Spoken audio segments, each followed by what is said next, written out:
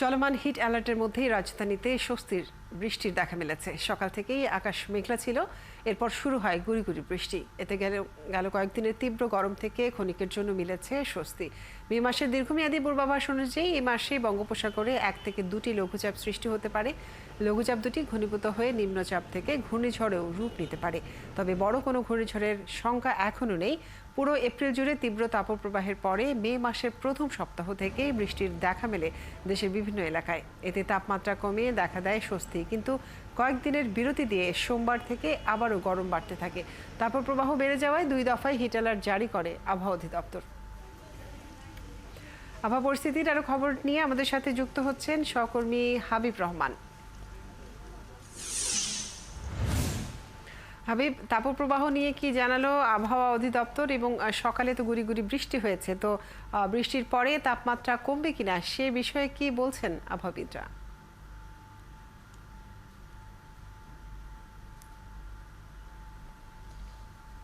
কাজেরই বৃষ্টির পরে তাপমাত্রা কমার সম্ভাবনা নেই। আবহাওয়া অফিস কিন্তু বারবার বলে আসছে যে রাজধানীতে বা সারা বাংলাদেশে যে বৃষ্টি হচ্ছে সেই বৃষ্টিতে এবারের যে তাপপ্রবাহ চলছে সারা বাংলাদেশে সেখানে খুব বেশি স্বস্তি মিলবে না। কারণ তারা যেটি বলছেন যে বিশেষ করে বাংলাদেশের যে পশ্চিম অংশ রয়েছে, বাংলাদেশের পরবর্তী আমাদের আশেপাশে যে পশ্চিম অংশগুলো রয়েছে, বিশেষ করে ভারতের অঙ্গরাজ্যগুলো, সেই এলাকায় বৃষ্টিপাত নেই। এছাড়া অন্যান্য যে অংশগুলো রয়েছে, বিশেষ করে দক্ষিণ এশিয়ায় কিন্তু বৃষ্টিপাতের হার খুব কম। সেই হিসেবে তারা বলছেন যদি এইসব অঞ্চলে বৃষ্টিপাত না হয় তাহলে তাপমাত্রা তীব্রতা কমার কোনো সম্ভাবনাই তারা দেখছেন না।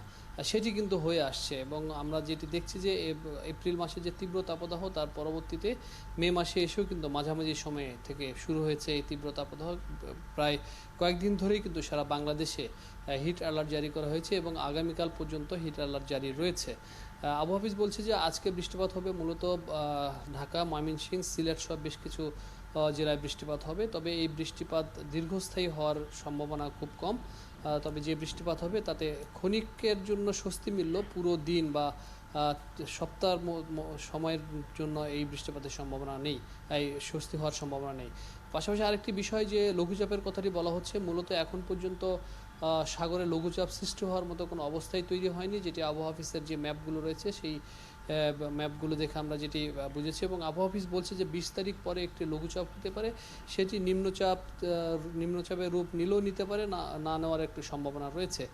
এবং এটি যদি নিম্নচাপের রূপ নেয় সেখান থেকে হয়তো একটি ঘূর্ণিঝড় হওয়ার সম্ভাবনা থাকলেও থাকতে পারে। এটি আসলে এখনও দীর্ঘ প্রক্রিয়ার বিষয়, কারণ একটি লঘুচাপ সৃষ্টি হওয়ার পর সেটি নিম্নচাপ সৃষ্টি হওয়ার পরে তখন এটি ঘূর্ণিঝড়ের সৃষ্টি হয়। সেটি বাংলাদেশে হতে পারে বা বাংলাদেশের বাইরেও এই লঘুচাপটি হতে পারে। যেটি বলা হচ্ছে যে একটি ঘূর্ণিঝড়ের নামও দেওয়া হয়েছে, রুমেল নামে ঘূর্ণিঝড়, সেটি বাংলাদেশেই যে হবে এমন কোনো কারণ নেই। কারণ এর আগে বঙ্গোপসাগরের আগেও যদি আরব সাগরের দিকে এই ঝড়টি আরেকটি ঘূর্ণিঝড় সৃষ্টি হয় তাহলে কিন্তু এই ঝড়টি আর বাংলাদেশে হওয়ার সম্ভাবনা নেই। সব কিছু মিলে আসলে আবহাওয়া অফিস যেটি বলছে যে ঘূর্ণিঝড়ের এত আগাম বার্তা দেওয়াটা মানুষের মধ্যে একটি আতঙ্ক সৃষ্টি হওয়ার বিষয়। তবে প্রস্তুতি রাখতে হবে যেন যে কোনো পরিস্থিতি মোকাবেলার ক্ষেত্রে এই বিষয় যে দপ্তরগুলো রয়েছে তারা যেন সবসময়ের জন্য প্রস্তুত থাকে। পাশাপাশি হিট অ্যালার্ট অতিরিক্ত যে অসহনীয় বিষয়টি লাগছে তার একটি বড় কারণ যে বাতাসে যে জলীয় বাষ্প সেটি তুলনামূলকভাবে অনেক কম, যে কারণেই মানুষের অতিরিক্ত গরম লাগছে এবং অস্বস্তি হচ্ছে। হাবিব রহমান, আপনাকে অনেক ধন্যবাদ।